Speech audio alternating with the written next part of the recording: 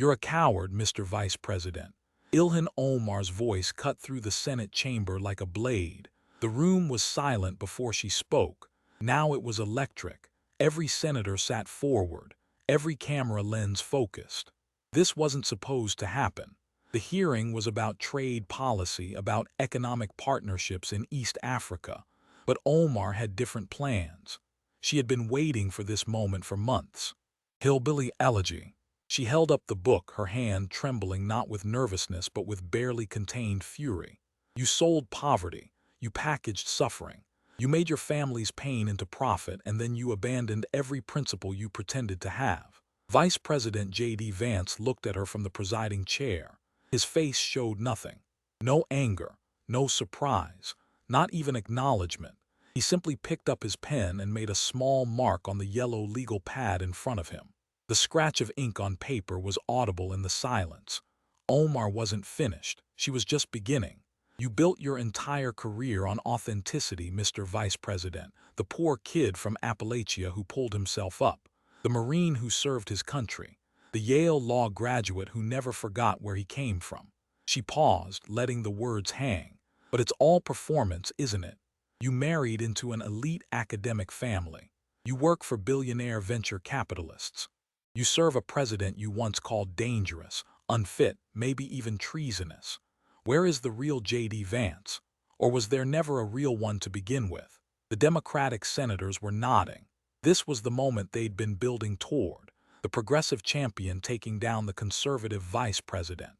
The refugee who became a congresswoman confronting the hillbilly who became second in command. Senator Schumer's face showed approval. Senator Warren was almost smiling. Omar spread her hands, playing to the gallery. "You talk about the working class while you serve the interests of Silicon Valley. You talk about family values while you wrote a book that humiliated your own mother for millions of readers. You talk about American values while you enable a president who attacks democracy itself." She leaned back in her chair, satisfied. "The question I have for you, Mr. Vice President, is simple. When you look in the mirror, who do you see? The person you pretended to be in your book, or the person you've actually become?" The chamber erupted in murmurs. Camera operators zoomed in on Vance's face, looking for a reaction. They found nothing. He was writing something on his legal pad, unhurried, almost bored. Finally, he set down his pen. He looked directly at Representative Omar for the first time. "Are you finished, Representative?" His voice was soft, almost kind. No edge, no defensiveness, just a simple question. Omar blinked. She had expected interruption, pushback, anger. Instead, he had simply let her speak. For 17 minutes straight, he had let her attack him without saying a word. That should have been her first warning. "I have more to say about you," she began. "I'm sure you do." Vance reached beside his chair and picked up a folder. It was thick, bound with a black clip. "But I have some questions for you first, if that's acceptable." Omar glanced at the committee chairman. "This hearing is supposed to focus on you've spent 17 minutes focusing on me, Representative. On my character, my family, my integrity, my life choices. I think I'm entitled to a few minutes to respond." He opened the folder with careful deliberation. "So let's talk about authenticity. Let's talk about who people really are versus who they pretend to be." He looked up, meeting her eyes. "Let's start with your family, Representative Omar. Let's talk about marriage." 18 hours earlier, Omar had been in her congressional office celebrating. The trap was set. The attack was prepared. The viral moment was ready to launch. Her communications director had assembled the perfect team. The video editor was standing by. The social media strategist had the hashtags ready. "Omar destroys Vance" would trend within minutes of the first clip dropping. "We've got him," her chief of staff had said, reviewing the attack script for the 20th time. Every contradiction, every flip-flop, every elitist connection. He can't defend any of it. Omar had smiled. She'd been planning this for 6 months, ever since Vance had been nominated as vice president. The hillbilly fraud who'd sold out his class for power and money. The opportunist who'd gone from Trump critic to Trump enabler. The perfect target. What she didn't know was that Vice President Vance had been planning even longer. 4 months earlier, a sealed envelope had arrived at Vance's residence. Inside was a single sheet of paper. It contained a warning from someone inside Omar's inner circle, someone who'd grown uncomfortable with what they'd seen. Representative, Omar is building an opposition research file on you. She's planning a public confrontation at a Senate hearing. She intends to destroy your credibility by attacking your personal story, your family, your alleged hypocrisy on President Trump. She believes you won't fight back because you're afraid of being called racist or Islamophobic. She thinks she's untouchable. Vance had read the warning twice. Then he'd called a meeting with his three most trusted advisors, his chief of staff, his communications director, and his personal lawyer. Let her do it, he'd said. Let her attack. Don't stop her. Don't interrupt.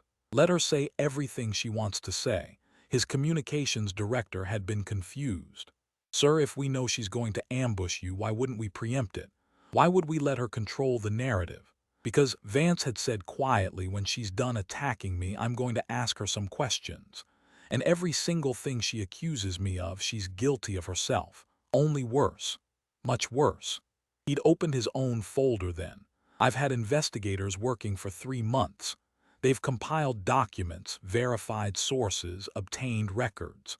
Everything I'm about to show you is documented, provable, and devastating. His chief of staff had leaned forward. What did you find? Everything, Vance had said. Marriage fraud, tax fraud, campaign finance violations, perjury, possible bigamy, funneling campaign money to her boyfriend, anti-Semitic statements her own party condemned, loyalty to a foreign country while serving in Congress. He'd closed the folder. She's going to attack my authenticity, but my life story is documented and verified. Every fact in my book has been checked by journalists for years. Her story collapses under scrutiny. Her marriages don't make sense. Her finances don't add up. Her loyalties are divided. She built her career on being a refugee who achieved the American dream, but she betrayed that dream at every turn. His lawyer had asked the obvious question. If we have all this, why not release it now? Why wait for her to attack you? Vance had smiled slightly. Because if I attack her unprovoked, I'm the villain. I'm the powerful white man going after a Muslim woman of color. But if she attacks me first, if she makes it personal, if she spends 20 minutes on national television calling me a fraud and a sellout, then I'm not attacking her. I'm defending myself. I'm responding to her accusations with facts. He'd stood up. Let her build the case against me. Let her have her moment. Let her think she's won. And then I'll show her and everyone watching who the real fraud is. Over the next 4 months, Vance's team had assembled 6 separate folders, each one focused on a different area of vulnerability, marriage and immigration. The documents showed a timeline that didn't make sense. Omar had married Ahmed Hiasi in a religious ceremony in 2002. They had 2 children. In 2008, they separated. In 2009, Omar legally married Ahmed Nursaid Elmi. In 2011, she claimed to have separated from Elmi and to have lost contact with him. In 2012, she had a 3rd child. The father was Ahmed Hiasi, her first husband. In 2015, photographs on her Instagram showed her in London with a man identified as Ahmed Elmi, the husband she claimed to have no contact with since 2011.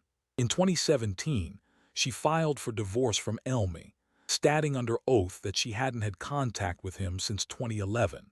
The photographs proved this was false. In 2018, she legally remarried Ahmed Hiasi. During the period when she was legally married to Elmi, she filed joint tax returns with Hiasi. Federal law only allows joint filing with a legal spouse. The central question remained unanswered.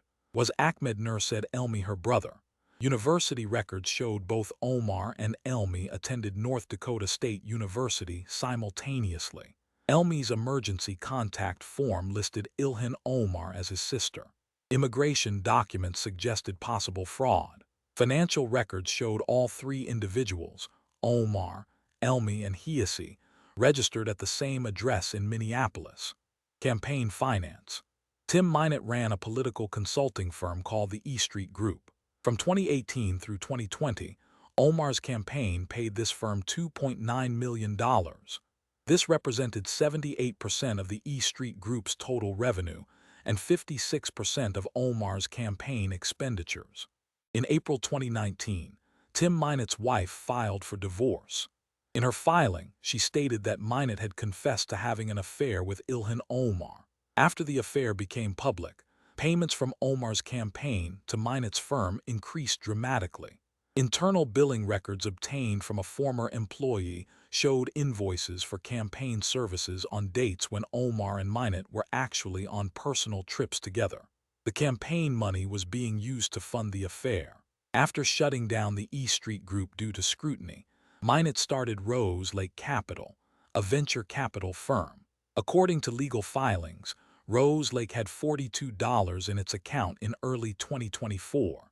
By the end of 2024, Omar's congressional financial disclosure listed Rose Lake as worth between $5 million and $25 million. No explanation was provided for this extraordinary growth. Wire transfer records trace payments to Rose Lake from shell companies in Dubai and Mogadishu. Somalia speech. On January 27, 2024, Omar gave a speech in Minneapolis to a Somali community group. The speech was in Somali.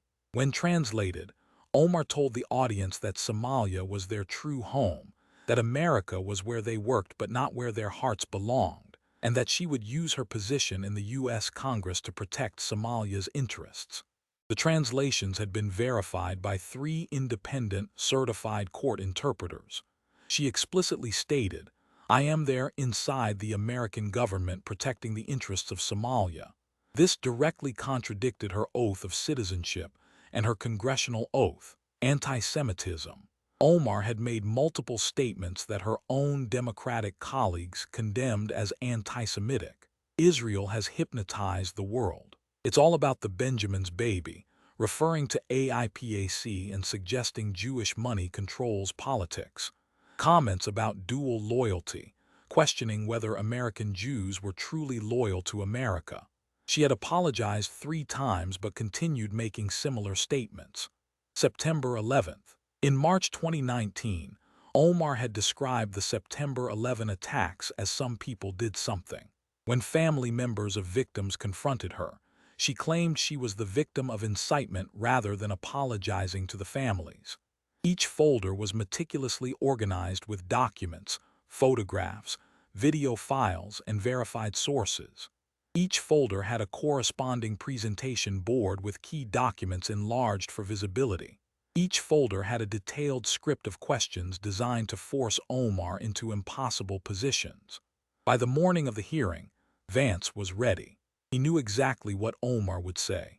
He knew exactly how he would respond. As Omar walked confidently into the chamber that morning, certain she was about to destroy the vice president's reputation, Vance watched her from the presiding chair. She didn't even glance at him. She was already rehearsing her lines, already imagining the headlines, already savoring her victory. She had no idea she was walking into a perfect trap. Omar's attack had been comprehensive. For 17 minutes, she had systematically dismantled what she called the J.D. Vance myth. She called him a poverty tourist who'd exploited Appalachian suffering for book sales. She called him a family betrayer who'd humiliated his mother for profit. She called him a shapeshifter who'd abandoned his principles for power. She mocked his Yale education as a golden ticket to the elite. She mocked his marriage as marrying up into privilege. She mocked his service to President Trump after he'd once called Trump dangerous. The speech was everything her team had promised. Sharp, devastating, personal, quotable. Senator Bernie Sanders had nodded throughout. Senator Elizabeth Warren had smiled. The progressive media representatives in the gallery were typing furiously, already drafting their stories. Omar concluded with a rhetorical flourish. "The American dream is supposed to be real, Mr. Vice President, but you didn't live it. You performed it. You turned real struggle into a commodity. You're not a success story. You're a con artist in a cheap suit pretending to care about people you left behind the moment you had the chance." She sat back, triumphant. 17 minutes of uninterrupted attack. Vance hadn't said a single word in his own defense. That should have terrified her. Now Vance was opening his folder and something in his posture had changed. The passive listener was gone. In his place was something colder, sharper, more focused. "Representative Omar," he began, his voice still calm, almost conversational, You've made serious allegations about my character, my authenticity, my integrity. You've questioned my life story, my family, my principles. I appreciate you laying it all out so clearly. It makes what I'm about to do much simpler." He pulled out a document, holding it up so the cameras could see the official seal. "You accused me of having a fake story, of manufacturing a narrative. So let's talk about stories that don't add up. Let's talk about your marriages, Representative. Let's talk about your family." Omar's expression flickered. Just for a fraction of a second, the confidence cracked. Then she recovered. "My personal life is irrelevant to you. Made it relevant when you spent 17 minutes attacking mine. You brought up my mother, my wife, my family background. You opened this door, Representative. Now we're walking through it together." He looked down at the document. "According to Minnesota public records, in 2009 you legally married a man named Ahmed Nursaid Elmi. Is that correct?" Omar's voice was tight. "Yes. And you separated from him in 2011, but you didn't legally divorce him until 2017, 6 years after the separation. Is that also correct? The divorce was complicated by yes or no, Representative. Were you legally married to Ahmed Elmi from 2009 to 2017? A pause. "Yes, thank you." Vance made a note on his pad. "Now in June 2012, while you were still legally married to Ahmed Elmi, you had a third child. Is that correct?" Omar said nothing. "Representative, did you have a child in June 2012? Her lawyer whispered something in her ear. "Yes. And the father of that child was Ahmed Hiasi, not Ahmed Elmi, your legal husband. Is that correct?" Silence in the chamber. For the record, I'll note that Representative Omar is declining to answer, but the birth certificate is a public record. The father listed is Ahmed Hiasi, not Ahmed Elmi, the man you were legally married to at the time. Vance pulled out another document. "So you had another man's child while legally married to someone else. That's already unusual. But here's what makes it more interesting." He spread papers across the surface in front of him. "In 2014 and 2015, you filed federal tax returns, joint tax returns, but you didn't file them with Ahmed Elmi, your legal husband. You filed them with Ahmed Hiasi, the father of your children." He looked up. "Representative Omar, federal law is very clear. You can only file joint tax returns with someone you are legally married to. But you weren't legally married to Ahmed Hiasi in 2014 and 2015. You were legally married to Ahmed Elmi." Vance leaned forward slightly. "So either you committed tax fraud by filing false joint returns with someone who wasn't your legal spouse, or you were somehow married to both men simultaneously, which is bigamy. Which one was it, Representative?" Omar's face had gone pale. "On advice of counsel, I declined to discuss my tax filings." "You're invoking your Fifth Amendment right against self-incrimination." Noted. Vance made another mark on his legal pad. "But we're not finished yet." An aide approached the dais carrying large foam boards. The aide set them up on easels where everyone in the chamber could see. "These are photographs from your Instagram account, Representative. They're dated June 2015. Vance pointed to the first image. "This appears to be you in London. And this man next to you, with his arm around you, has been identified by multiple sources as Ahmed Nursaid Elmi, your husband, the one you supposedly separated from in 2011 and had no contact with." He pulled out another document. "When you filed for divorce from Ahmed Elmi in 2017, you submitted a sworn affidavit to the Minnesota Family Court. In that document, you stated under penalty of perjury that you had not had any contact with Ahmed Elmi since June 2011. You stated that you did not know his whereabouts." Vance held up the Instagram photo next to the divorce filing. "These photographs prove that statement was false. You were with Ahmed Elmi in London in 2015. You posted photographic evidence of it on your public social media account. And then 2 years later, you told a court under oath that you'd had no contact with him since 2011. He set both items down. That's perjury, Representative. Lying under oath to a court, it's a felony." The chamber erupted. Senators shouted over each other. The gallery exploded into noise. Chairman Grassley's gavel cracked against wood repeatedly. "Order. This chamber will come to order." It took nearly 3 minutes to restore quiet. When the chamber finally settled, Omar was leaning into her microphone. Her voice shook with fury. That question is disgusting and offensive. It's based on racist conspiracy theories promoted by right-wing hate groups. I will not dignify this with a response. Vance waited patiently for her to finish. I understand you find it offensive, Representative, but the question is based on public records and documented evidence, not conspiracy theories. Let me walk through why this question has been asked. He laid out documents as he spoke, each one a separate piece of evidence. Ahmed Elmi's date of birth, as listed on your marriage certificate, would make him younger than you.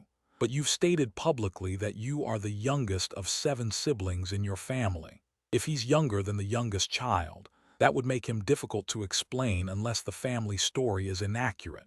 He pulled out another document. Both you and Ahmed Elmi attended North Dakota State University at the same time. You lived in the same city, attended the same school in the same years. And according to university records I've obtained, when Ahmed Elmi filled out his emergency contact information in 2009, he listed you, Ilhan Omar, as his sister. He held up the form. This is from North Dakota State's Registrar Office. Ahmed Elmi's handwriting. Your name. Relationship listed as sister. Omar's face had drained of color. I've also obtained documents from UK immigration authorities. When Ahmed Elmi applied for a student visa to study in the United Kingdom, he listed a home address in Somalia. That address matches exactly with the address your family has used in other official documents. Vance spread more papers across his desk. At one point, you, Ahmed Elmi and Ahmed Hiasi were all registered at the same residential address in Minneapolis. 3 adults living in the same apartment. Your legal husband, your religious husband, and you.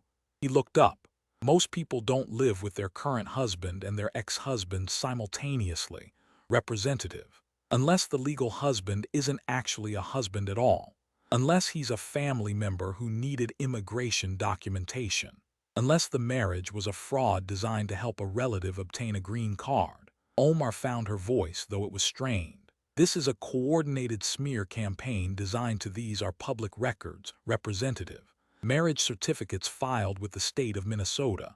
Tax returns filed with the federal government. University documents from North Dakota State. Immigration applications filed with UK authorities. Your own social media posts. Are all of those part of a smear campaign? Vance gathered the marriage documents into a stack. You attack me for having a fake story. But my story has been documented in a best-selling book that's been fact-checked by investigative journalists for nearly a decade. I've done hundreds of interviews about my background. Every claim I've made has been verified. Your story involves possible immigration fraud, definite tax fraud, documented perjury, and questions about bigamy. He set the folder aside and reached for the next one. You attacked me for exploiting my family. But I wrote honestly about my family's struggles because I thought it might help other families dealing with addiction and poverty. You may have married your own brother to help him fraudulently obtain immigration benefits. You mocked my marriage to my wife as marrying into privilege. But I have one wife, and we've been married faithfully for years. You apparently had 2 husbands simultaneously, one legal and one religious, and possibly a sibling fraudulently married for immigration purposes mixed in somewhere. He opened the next folder. Now let's talk about money, since you accused me of selling out to the wealthy and powerful. Vance pulled out a thick stack of documents, each page flagged with colored tabs. Representative Omar, your current husband is Tim Minot. Before you married him, he ran a political consulting firm called the E Street Group. Is that correct? Omar's voice was strained. My husband's business is not relevant to you. Spent 17 minutes attacking my wife's family. You mocked my marriage. I think your husband's business is absolutely fair game. He didn't wait for a response. According to Federal Election Commission records, which are public documents, from 2018 through 2020, your campaign committee paid the E Street Group approximately $2.9 million. He let the number hang in the air. $2.9 million. For perspective, Representative, that was 78% of the E Street Group's total revenue during that period. Nearly 4 out of every $5 Tim Minnett's company earned came from your campaign. He pulled out another document with pie charts. And those payments, that $2.9 million, represented 56% of your campaign's total expenditures. More than half of every dollar donated to your campaign went directly to your boyfriend's consulting company. Omar attempted to interrupt. The services where I didn't ask if the services were legitimate, representative. I asked if you were in a romantic relationship with the man whose company received $2.9 million from your campaign donors. He pulled out a legal filing. This is from the divorce complaint filed by Bate Minette, Tim Minnett's wife at the time. In her petition, she stated, and I'm quoting directly, the parties physically separated on or about April 7, 2019, when defendant told plaintiff that he was romantically involved with and in love with another woman, Ilhan Omar. Vance looked up. April 2019. Tim Minette confessed to his wife that he was having an affair with you, Representative Omar. Now let's look at what happened to the money after that confession. He spread FEC filing documents across his desk in chronological order. Before April 2019, your campaign was already paying substantial amounts to Tim Minnett's firm. But after the affair was exposed, after his wife filed for divorce citing you specifically, the payments increased dramatically. He traced the timeline with his finger. In the 8 months from May through December 2019, your campaign paid the E Street Group over $1 million. The payments went up after you were caught, Representative. You rewarded your boyfriend for the affair with your campaign donors' money. Omar's voice rose. Those payments were for legitimate campaign consulting services that were they? Vance pulled out more documents. I have internal billing records from the E Street Group. These were provided by a former employee who was troubled by what she witnessed. He held up the papers. These invoices show charges for campaign consulting services on specific dates. But according to travel records, credit card statements, and hotel reservations, on those exact dates, you and Mr. Minette were together at locations that had nothing to do with campaign operations. He read from the documents. A luxury hotel in the Caribbean, a resort in California wine country, a weekend in New York City at a 5-star hotel. Your campaign was billed for professional services that were actually personal vacation travel with your boyfriend. Your donors thought they were funding your re-election. They were funding your affair. Omar turned to Chairman Grassley. This is completely improper and you attacked my integrity, Representative. You questioned my finances. You mocked how I earned my money. I wrote a book that people chose to buy. You embezzled from your campaign contributors. Which one of us is the real sellout? Vance wasn't finished. He pulled out another set of documents, and then there's Rose Lake Capital. After all the scrutiny on the E Street Group, Mr. Minette shut down that company and started a new venture capital firm. He held up incorporation documents. According to filings in a legal dispute in South Dakota, Rose Lake Capital had exactly $42 in its bank account in early 2024. $42. He pulled out Omar's Congressional Financial Disclosure Form. But according to your own financial disclosure, filed with the House of Representatives under penalty of perjury, by the end of 2024, Rose Lake Capital was worth between $5 million and $25 million. He looked directly at her.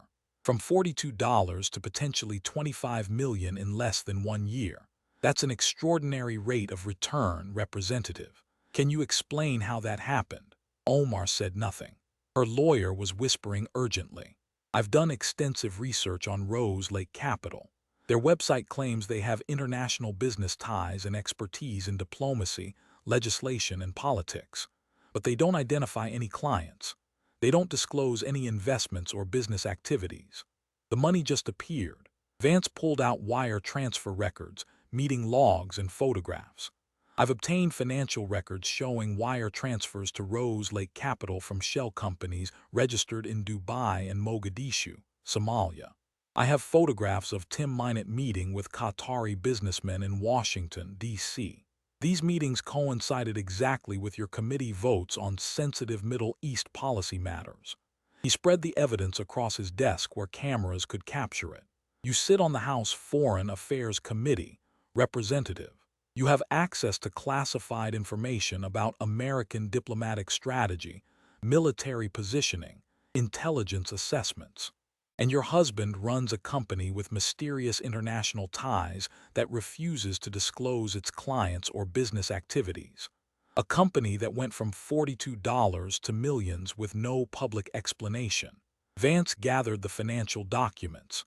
You accused me of selling out to the rich and powerful, but I earned my money by writing a book about my life experiences. The earnings are documented and legal.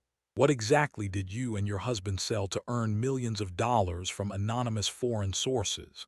What information? What access? What influence? He set aside the campaign finance folder and reached for the next one. Now let's talk about loyalty, since you spent so much time attacking mine. The chamber had grown increasingly tense as Vance methodically dismantled Omar's credibility. Democratic senators sat in uncomfortable silence, unable to defend her, unwilling to condemn her. Republican senators watched with barely concealed satisfaction. The media gallery had abandoned any pretense of objectivity. This was the story, and everyone knew it.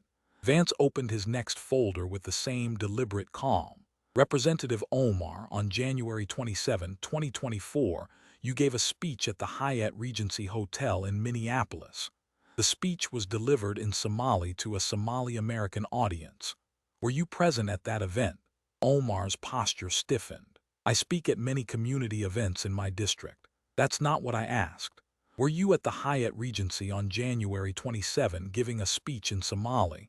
A pause. Yes. Good.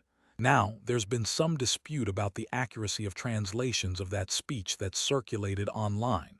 Your office claimed the translations were wrong, that they distorted your words. So I did what any thorough investigator would do.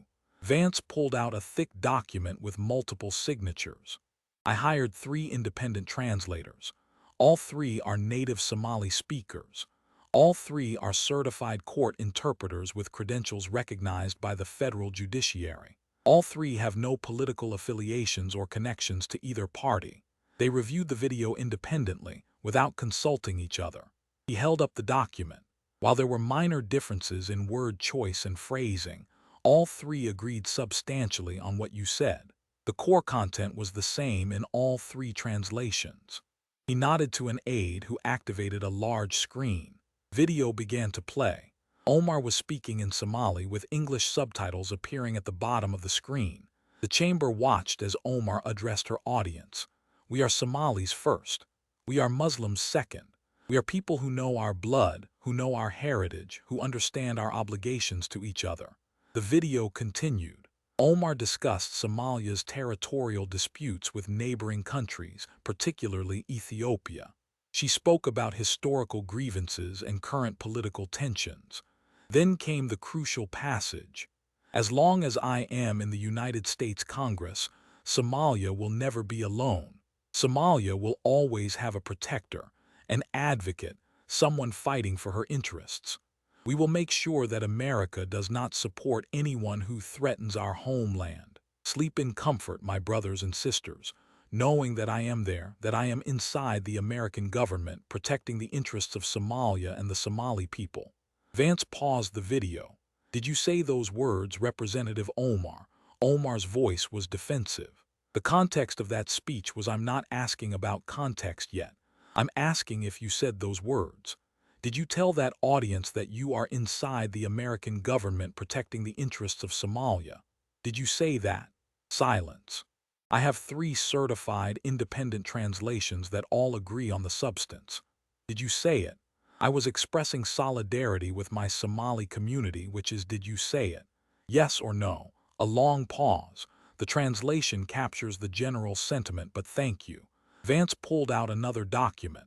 Let me read you something, Representative. This is the oath you took when you became a naturalized United States citizen. He read slowly, letting each word land. I hereby declare on oath that I absolutely and entirely renounce and abjure all allegiance and fidelity to any foreign prince, potentate, state, or or sovereignty of whom or which I have heretofore been a subject or citizen. He looked up. You swore to renounce all allegiance to foreign states. You swore that under oath. And then you stood before a Somali audience and explicitly promised to protect Somalia's interests from inside the American government. He set down the citizenship oath. When you were sworn into Congress, you took another oath. He read from a card. I do solemnly swear that I will support and defend the Constitution of the United States against all enemies, foreign and domestic, that I will bear true faith and allegiance to the same. Vance's voice hardened. True faith and allegiance to the Constitution of the United States, Representative. Not to Somalia, not to any foreign country, to the United States. He reached for another document. But there's more from that same event. My investigators obtained additional footage that wasn't widely circulated at the time. A second video clip began to play. Same event, different portion of the speech. Omar's voice translated into English subtitles. America is where we work. America is where we earn money, where we build influence, where we gain power. But Somalia is where our hearts belong. Somalia is home. And we must use every tool we have, every position we hold, including positions in American government, to benefit our true homeland. The video continued. The Americans don't fully understand us. They think we become American when we take their citizenship, when we swear their oath. But we know the truth. We are Somali forever. That does not change. And now we are inside their system, inside their government, inside their institutions of power. We will use those positions for Somalia. We will use that access for our people. Vance stopped the video. America is where we work. Somalia is where our hearts belong. We are inside their system. We will use those positions for Somalia. He looked directly at Omar. You accused me of being a political opportunist, a shapeshifter, because I changed my opinion about a presidential candidate. But I never pretended to be loyal to America while secretly serving another country. I never swore an oath I had no intention of keeping. I never used my government position to benefit a foreign nation. He pulled out more documents. I've also obtained communications between your congressional office and officials in the Somali government. Emails requesting that classified briefing information be shared. Attempts to influence American foreign policy, specifically to benefit Somalia, even when those benefits came at the expense of American interests. Meetings with Somali government representatives that were never disclosed on your official congressional calendar. He spread the papers across his desk. You sit on the House Foreign Affairs Committee, Representative. You have access to highly sensitive information about American diplomatic strategy, intelligence assessments, military planning in the Horn of Africa region. And you've been using that position, by your own admission in your own words, to benefit a foreign country. Vance gathered the documents. You attacked me for supposedly betraying my origins because I left Appalachia and became successful. But I never swore an oath to Appalachia. I never promised to serve Appalachian interests from inside the government while pretending to serve America. Moving away from your hometown to pursue opportunities is called success. It's called the American dream. You, on the other hand, swore a sacred oath to the United States of America. You swore that oath when you became a citizen. You swore it again when you entered Congress. And you violated both oaths when you explicitly promised a foreign country that you would serve their interests from inside our government. He leaned forward. That's not changing your mind about a politician, Representative. That's not even hypocrisy. That's betrayal. That's the definition of divided loyalty. Which one of us is the real shapeshifter? Which one of us actually betrayed our principles? Vance pulled out one more document from the Somalia folder. But there's something else I need to address, because you brought it up in your attack on me. You talked extensively about betraying your origins.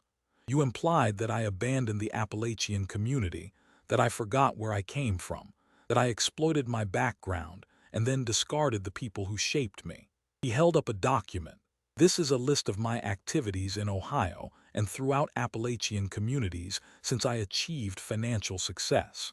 Donations to addiction treatment centers totaling hundreds of thousands of dollars. Scholarships I personally funded for first-generation college students from low-income families. Investments in small businesses in economically struggling towns, including my hometown. Time I've spent personally mentoring young people from backgrounds similar to mine. He set it down. I didn't abandon Appalachia, Representative. I've spent years and significant personal resources trying to help the community that raised me. I've put my money and my time where my mouth is, trying to make things better for people still struggling in the region I came from.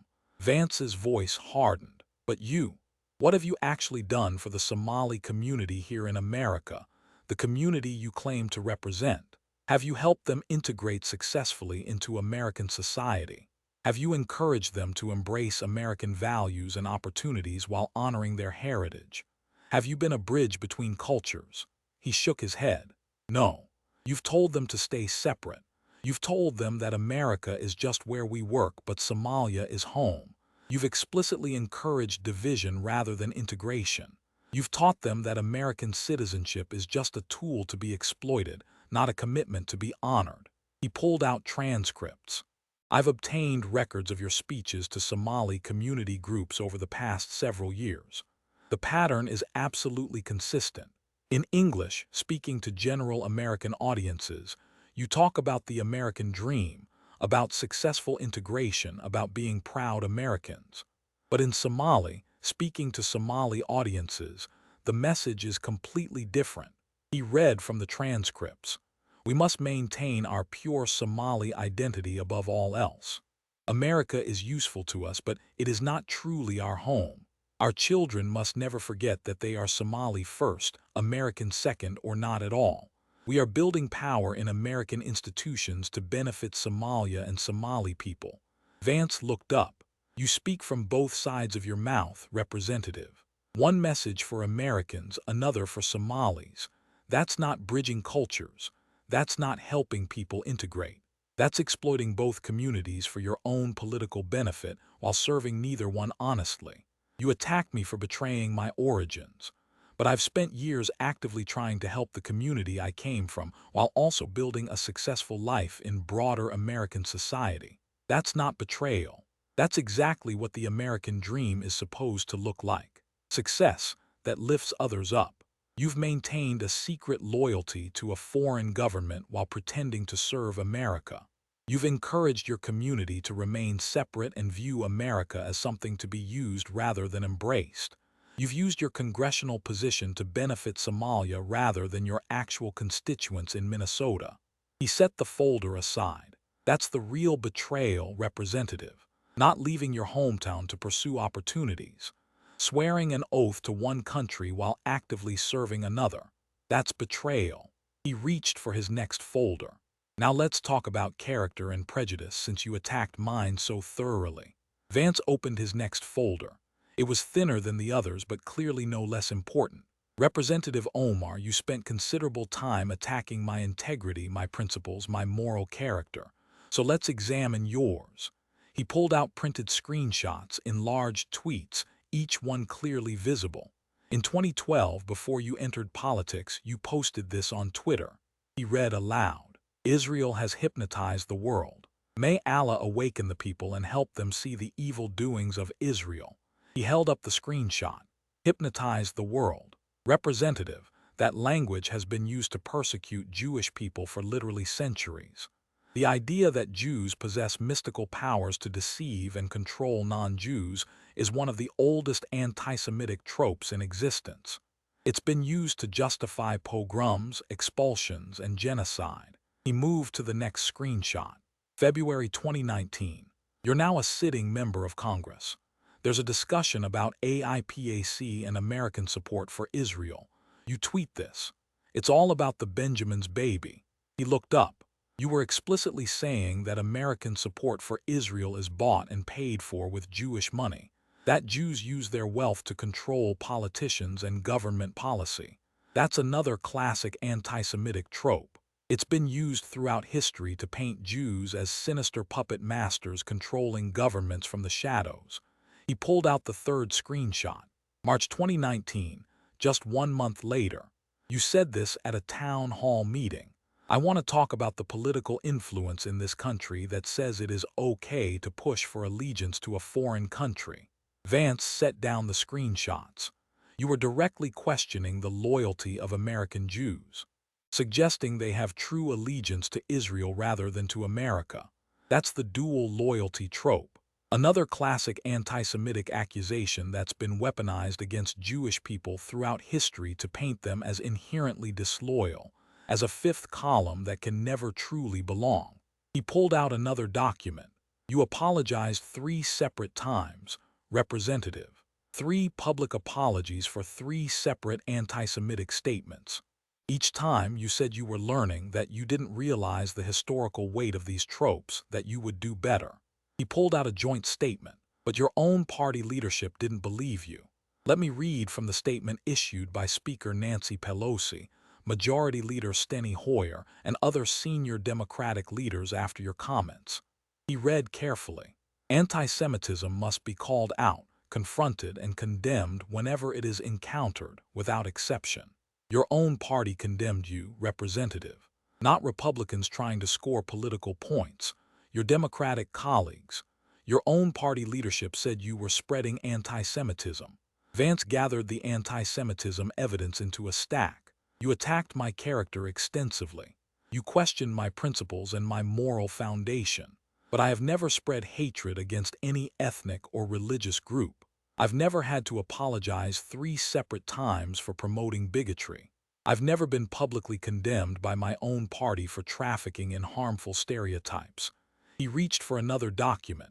And then there's September 11th. The chamber grew even quieter, if that was possible. Every person present knew what was coming. In March 2019, you gave a speech at a CAIR event in Los Angeles.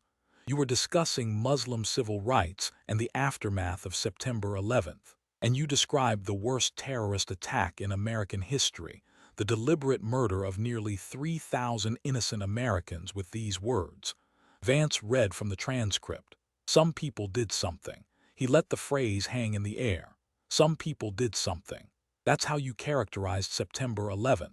19 terrorists hijacking 4 commercial aircraft, flying them into buildings filled with innocent people, murdering nearly 3,000 Americans, causing billions in damage, traumatizing an entire nation, and you reduced it to some people did something. He pulled out another document. Representative, do you know who Nicholas Harrows Jr. is? Omar said nothing. Her face was expressionless. His mother was Frances Harrows. She was 76 years old.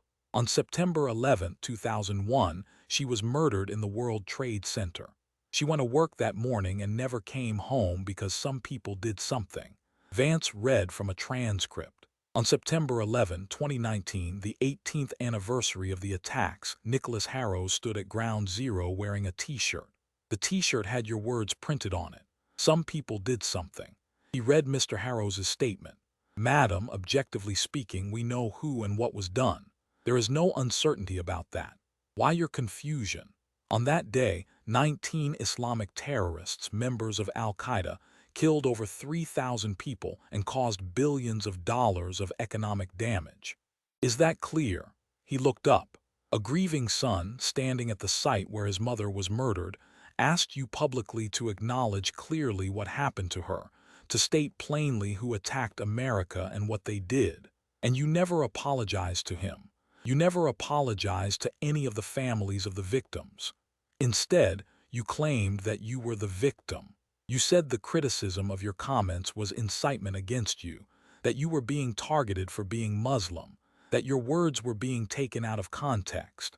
Vance shook his head slowly.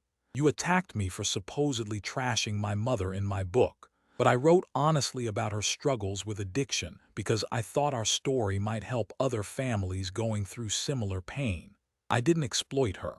I tried to understand her, to humanize her, to show that addiction doesn't define a person's worth or erase their humanity. You minimized the mass murder of 3,000 Americans, and then you made yourself the victim when the families of the dead asked you to acknowledge their pain. He set down the September 11th documents. That's your character, Representative. Anti-Semitic tropes repeated so often your own party condemned you, minimizing terrorism and mass murder, playing the victim when confronted with the consequences of your own words.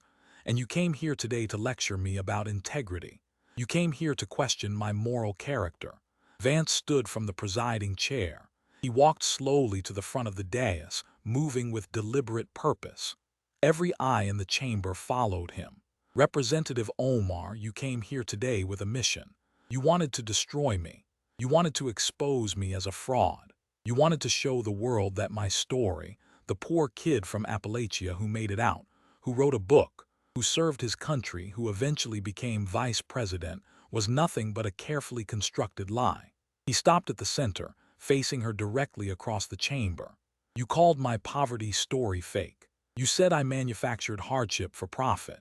You accused me of exploiting my family's genuine suffering for book sales and political advancement. He paused.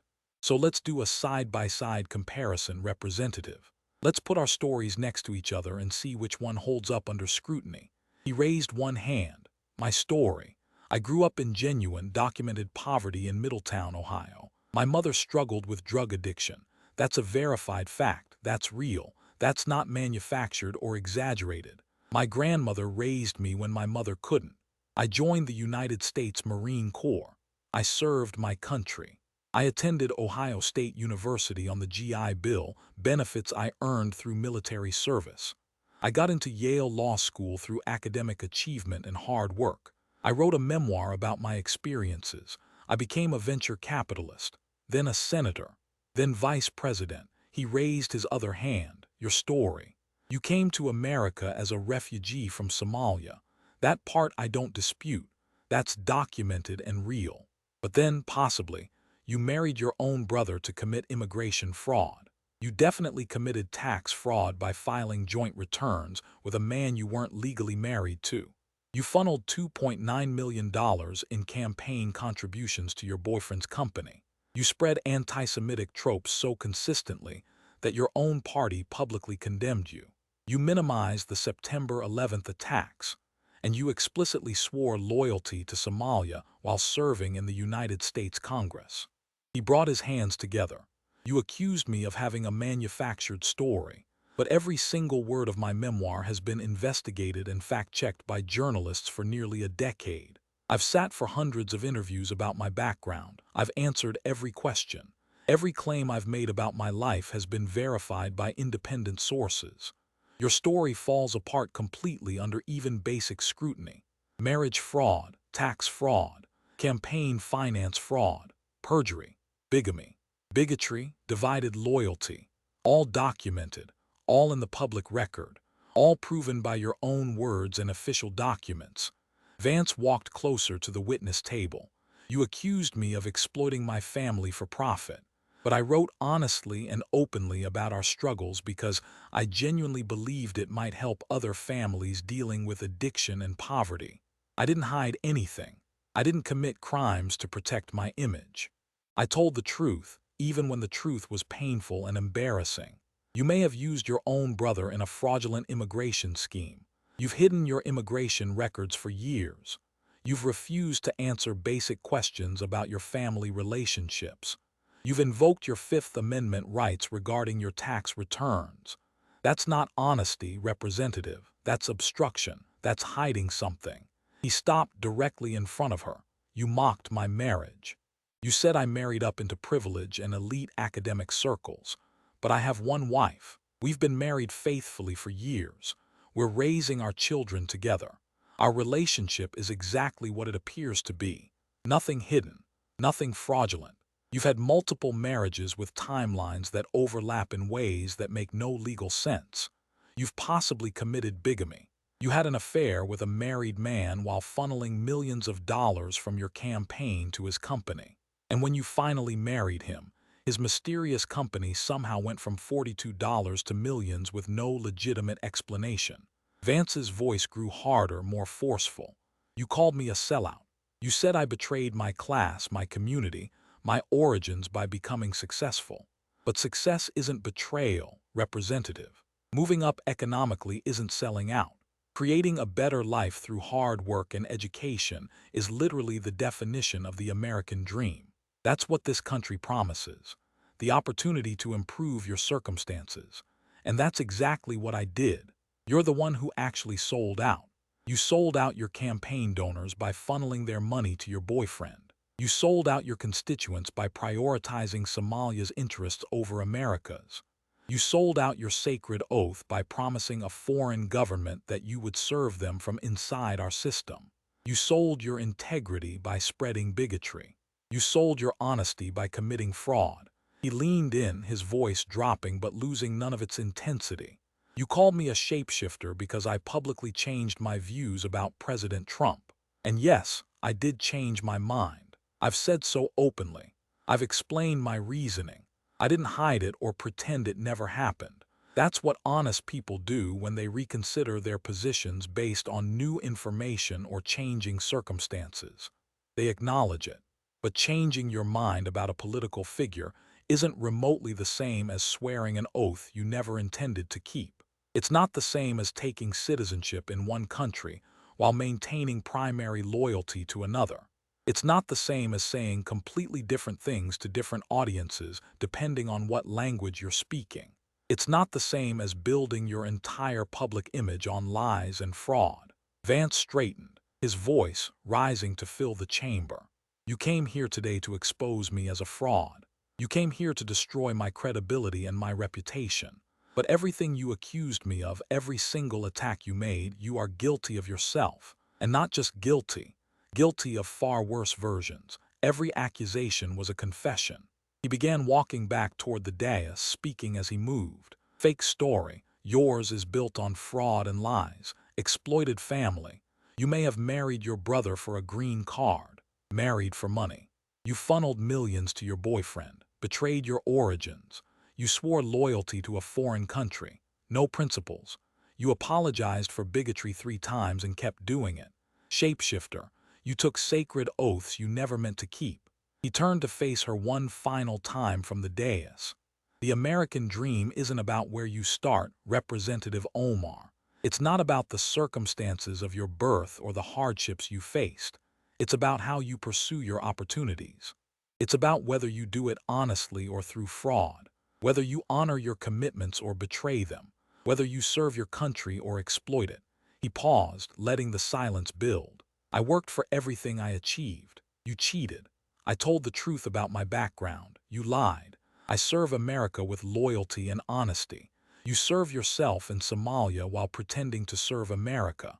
You came into this chamber today to humiliate me, to destroy a man who actually lived the American dream honestly. You made accusations you couldn't support. You attacked a story you couldn't disprove. And in doing so, you exposed yourself as everything you accused me of being, every crime you committed, every oath you broke, every lie you told. Vance picked up his papers and straightened them with careful deliberation. I could continue, Representative. I have more documentation, more evidence, more questions you cannot and will not answer. But I believe the point has been thoroughly made. He looked directly at her, his expression neutral but his meaning clear.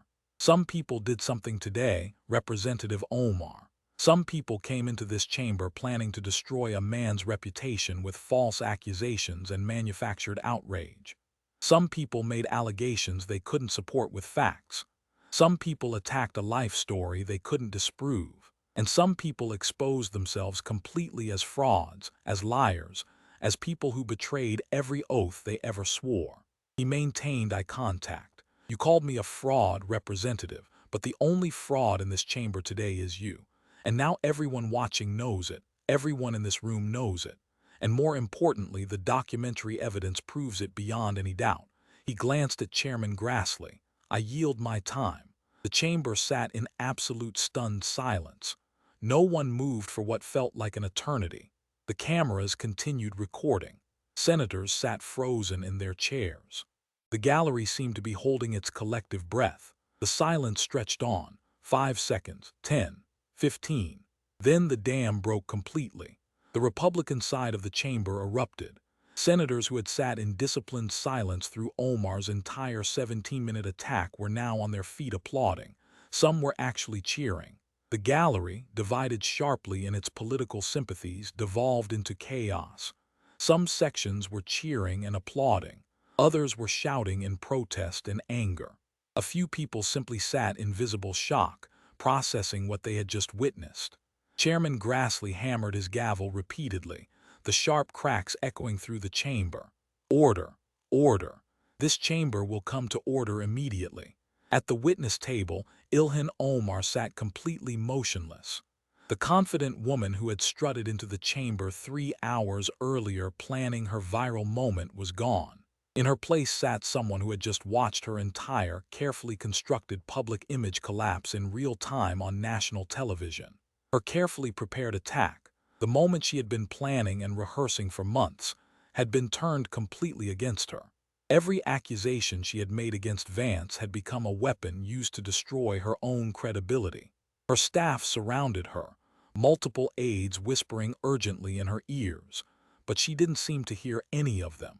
Her eyes were fixed on some middle distance, unfocused, as her mind tried to process the magnitude of what had just occurred.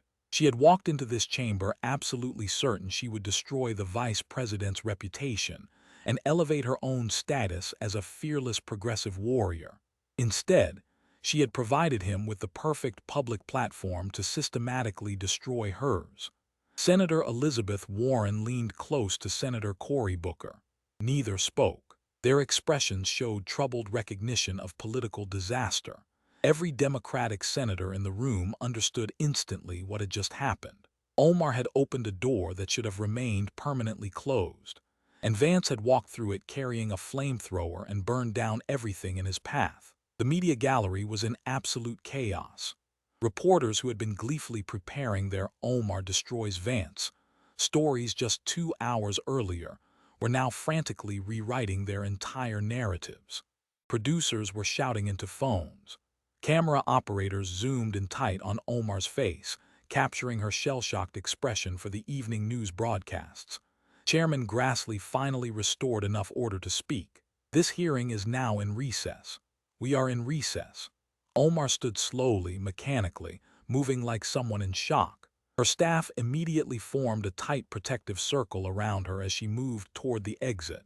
The walk from the witness table to the chamber doors, normally 20 seconds, felt endless. Reporters shouted questions from every direction, their voices overlapping into incomprehensible noise.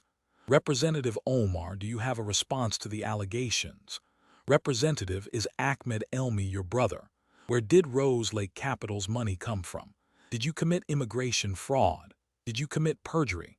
Will you resign?" She said nothing. She kept walking, head down, eyes fixed on the floor directly in front of her.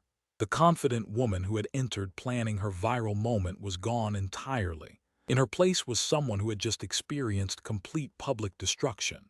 As she passed the dais where Vance sat, he was calmly organizing his folders, speaking quietly with an aide about something apparently mundane, as though nothing extraordinary had just occurred.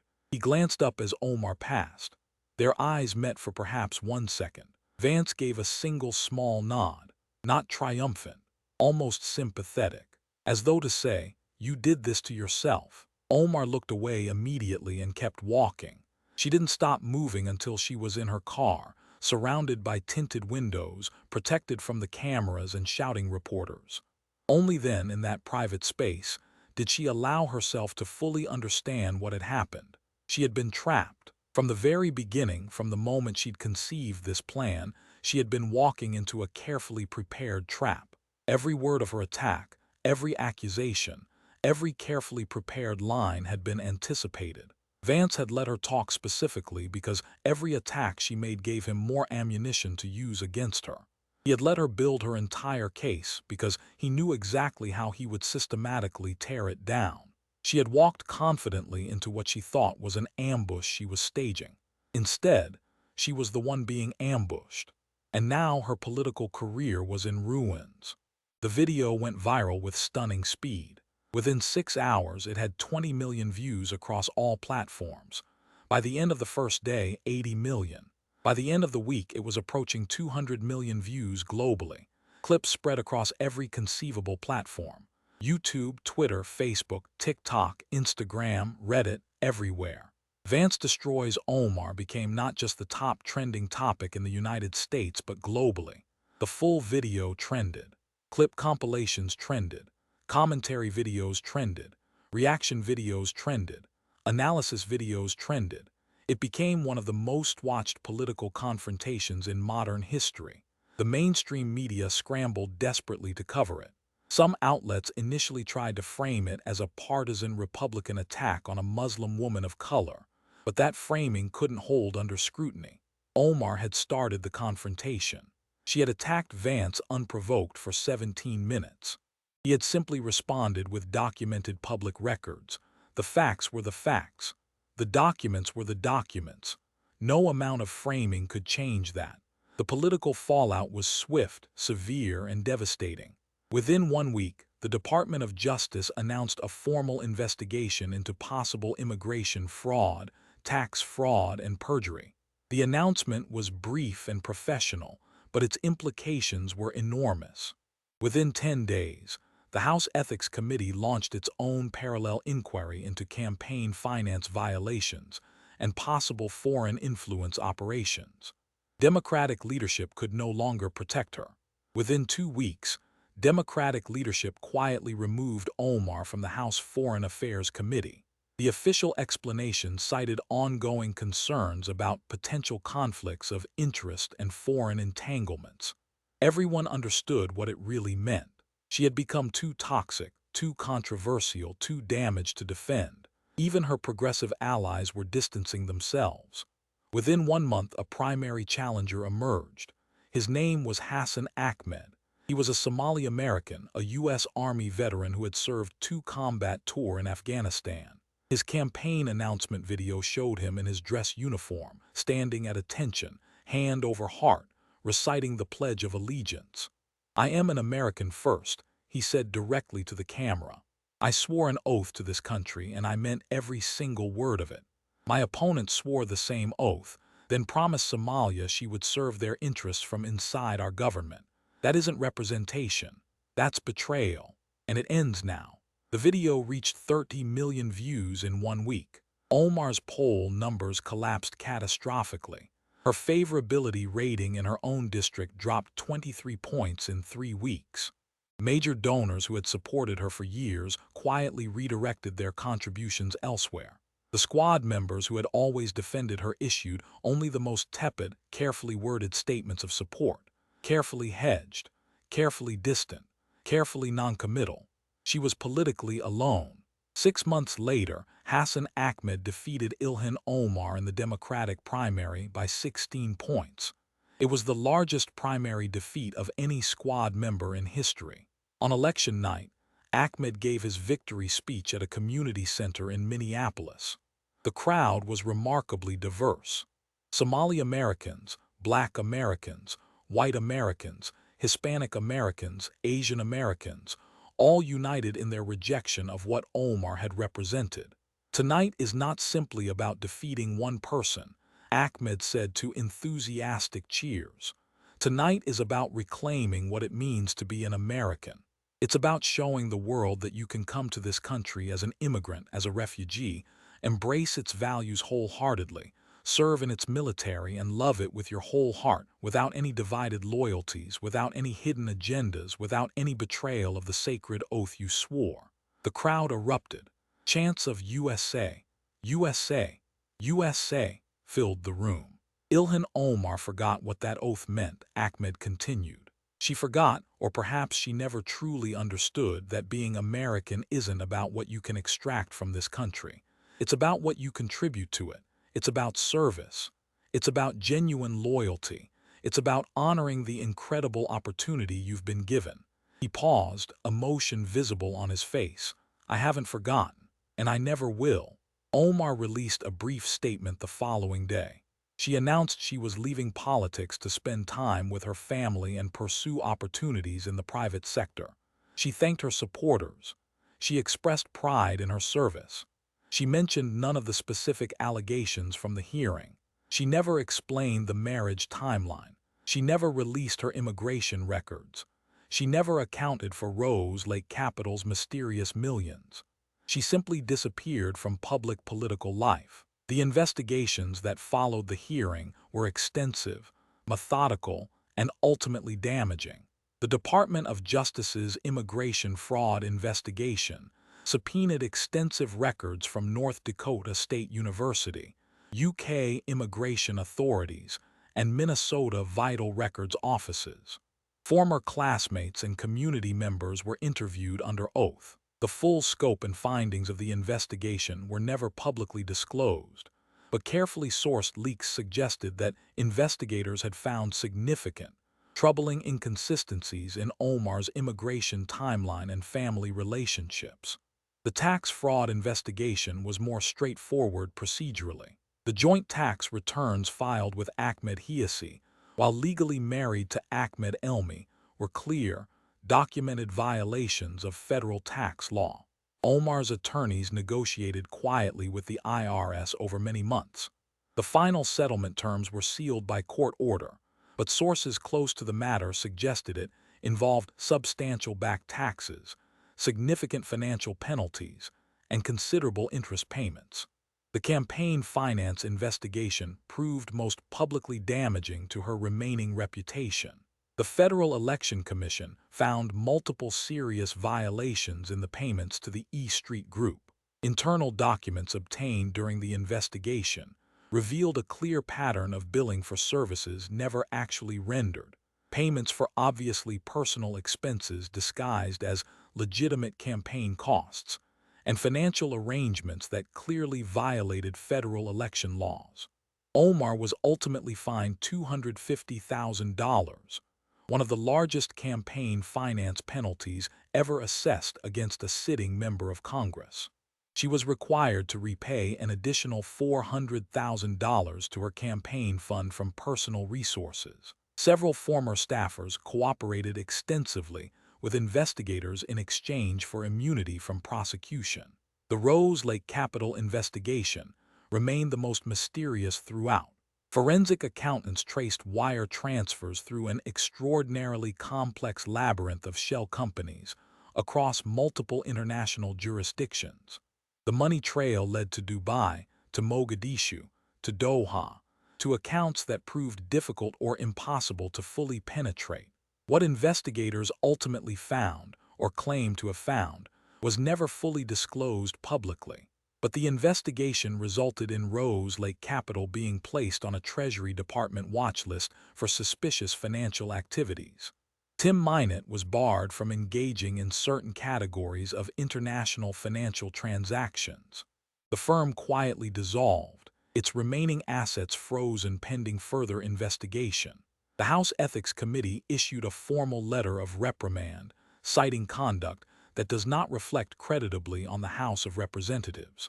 The reprimand carefully stopped short of formal censure, but the message was absolutely clear.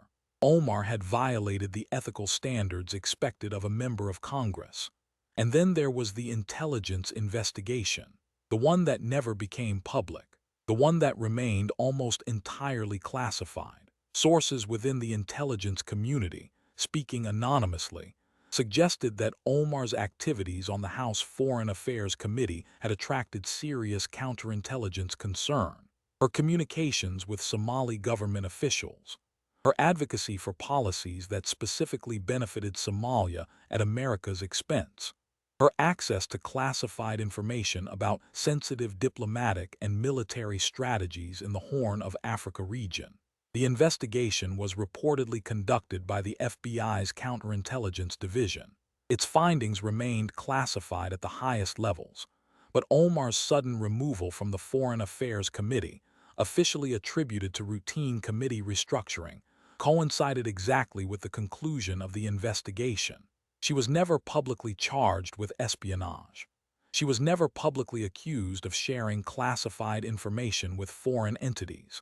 But the questions lingered, the suspicions remained, and her security clearance was quietly revoked, permanently ending any possibility of future committee assignments involving sensitive or classified information. The broader political implications of the hearing extended far beyond Ilhan Omar's personal destruction. For the Democratic Party, it represented a significant moment of reckoning.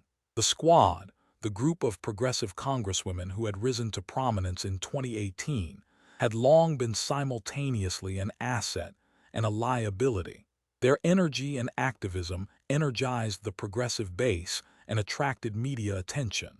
But their constant controversies created persistent headaches for party leadership. Omar's complete destruction changed the internal calculation fundamentally.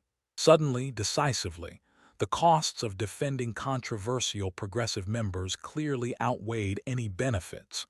Party leaders became noticeably more willing to distance themselves from provocative statements. The squad's influence, once seemingly ascendant and growing, began to demonstrably wane. For the Republican Party, the hearing was viewed as a thorough vindication. J.D. Vance, once dismissed by some Republicans as a never-Trumper who had merely opportunistically converted for political advancement, had proven himself in the most dramatic and public way imaginable. He had faced a sustained, prepared attack specifically designed to destroy him, and he had turned it into a devastating, comprehensive counterattack. His standing within the party soared to new heights. Donors who had been skeptical or hesitant opened their checkbooks enthusiastically. Activists who had quietly questioned his loyalty embraced him completely. The hillbilly vice president had demonstrated conclusively that he could fight effectively. For the Somali-American community, the hearing forced a difficult but necessary internal conversation. Many community members felt genuinely embarrassed by Omar's statements in the Minneapolis video. They had come to America seeking refuge, safety, and opportunity. They had genuinely embraced their new country while maintaining natural pride in their cultural heritage. And they deeply resented being represented by someone who seemed to view America merely as a tool to be exploited for Somalia's benefit rather than a home to be honored. Hassan Ahmed's campaign had successfully tapped into this widespread sentiment. His core message, that you could be proudly Somali and proudly American simultaneously, that these identities could complement rather than contradict each other, resonated deeply throughout the community. His victory was celebrated not as a defeat for Somali representation in Congress, but as a genuine new beginning. Ilhan Omar doesn't speak for us, one prominent community leader told a national reporter after the election. She never did. She spoke only for herself and her own interests. We are Americans, this is our home now, and we're grateful to finally have a congressional representative who truly understands that. 1 year after the hearing, a reporter from The Atlantic tracked down Vice President Vance for a comprehensive retrospective interview. Do you have any regrets about how you handled Representative Omar's attack? Vance considered the question thoughtfully, taking his time before responding. Regrets? No, I don't have regrets. She came into that chamber with a carefully prepared, coordinated attack on my character, my family, my background, my mother's struggles. She called my mother's battle with addiction something I exploited for profit. She mocked my marriage. She questioned my integrity and honesty. He shook his head. I didn't initiate that fight. She did. I just finished it with facts. Some critics have argued you were excessively harsh, that you unnecessarily destroyed her entire career. I responded to her specific accusations with documented facts and public records. Everything I said was based on verifiable evidence. Official documents, her own words, her own social media posts. If those facts destroyed her career, that's not my fault or my responsibility. That's simply the natural consequence of building your entire career on a foundation of fraud and lies. Eventually, someone asks questions you can't answer. The reporter pressed further. What do you think this entire episode ultimately says about American politics? Vance thought for a long moment.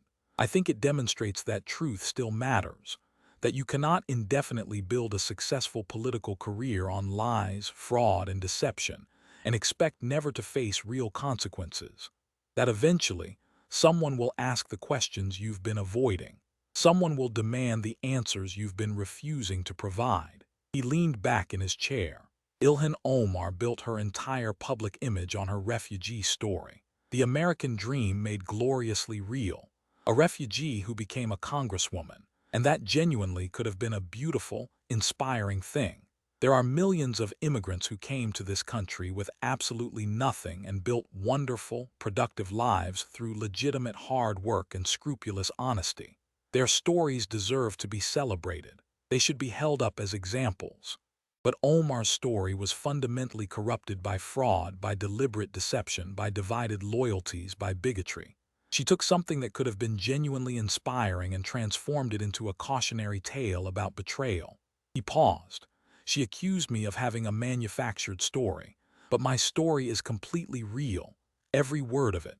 The poverty, the addiction, the struggle, the grandmother who saved me when no one else would or could, all of it actually happened. I wrote it honestly in a book that's been intensively scrutinized and fact-checked by investigative journalists for nearly a decade now. I've answered literally every question anyone has ever asked about my background. She couldn't say the same. She refused to answer basic questions. And when she attacked my authenticity so aggressively, she opened the door for me to thoroughly examine hers. She didn't like what I found, what anyone would have found if they looked. The reporter asked one final question. What do you hope ordinary people take away from what happened? Vance smiled slightly. I hope they understand clearly that the American dream is absolutely real, that you genuinely can come from nothing and achieve remarkable things in this country, that opportunity still exists for those willing to work for it. He paused. But the dream only functions properly if you pursue it honestly. If you take illegal shortcuts, if you commit fraud, if you betray your sacred oaths, if you consistently put yourself above the country that gave you everything, eventually you will be exposed. Eventually the truth emerges. Ilhan Omar tried to destroy me by attacking my life story, but my story is true. Hers fundamentally wasn't, and that made all the difference. He stood, signaling the interview had concluded. Some people did something. They tried to tear down someone who actually lived the American dream honestly, and they exposed themselves completely as everything they accused their target of being. He smiled. The truth has a persistent way of sorting things out eventually. All you have to do is be patient and shine a bright light on it. In Minneapolis, the Somali American community began a genuine process of cultural and political renewal. Hassan Ahmed, the new congressman, worked diligently to make good on his campaign promises. He established comprehensive programs to help Somali immigrants integrate more successfully and completely into American society while maintaining healthy pride in their cultural heritage.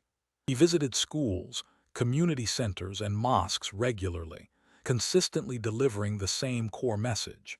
You can be proudly Somali and fully, completely American. These two identities don't conflict. They complement each other beautifully. My parents came here as refugees, he told a large gathering of young Somali Americans 1 year after his election. They were genuinely grateful every single day for the incredible opportunity America gave our family. They learned English. They started small businesses. They became proud citizens. And they deliberately raised their children to love this country as much as they still loved Somalia. He paused, looking out at the young faces watching him. Ilhan Omar told you that America was just a place to work, that Somalia was your only real home. She was wrong, completely wrong. America is your home now. This is where you'll build your lives, raise your families, pursue your dreams, contribute to your communities. And you can do all of that while genuinely honoring your heritage and staying meaningfully connected to your cultural roots. But you have to make a choice. Not between being Somali and being American. You can absolutely be both. You must choose between serving this country honestly and trying to exploit it for something else. Between genuine gratitude and cynical exploitation. Between loyalty and betrayal. He held up his hand, showing a visible scar from a combat wound he'd received in Afghanistan. I chose to serve. I chose to put on a uniform and defend this country with my life. I was willing to die for America, and I'm asking you to serve too. Not necessarily in the military, but in your communities, in your careers, in your daily lives, in how you treat your neighbors. Be the kind of Americans that make other Americans proud to have you as neighbors, as colleagues, as fellow citizens. The applause was thunderous and sustained. The lessons of the hearing echoed through American politics for years afterward. For aspiring politicians of all parties, it became a frequently cited cautionary tale about the serious dangers of attacking an opponent without first thoroughly examining your own vulnerabilities. "Don't pull an Omar" became common shorthand in political circles for launching an attack that backfires catastrophically and spectacularly. For political consultants and campaign strategists, it became an extensively studied case study in preparation, patience, and strategic thinking. Vance's core strategy, deliberately allowing the attack to unfold completely before methodically responding, was analyzed in detail in campaign seminars and graduate school political science courses. The consensus among professionals was remarkably clear.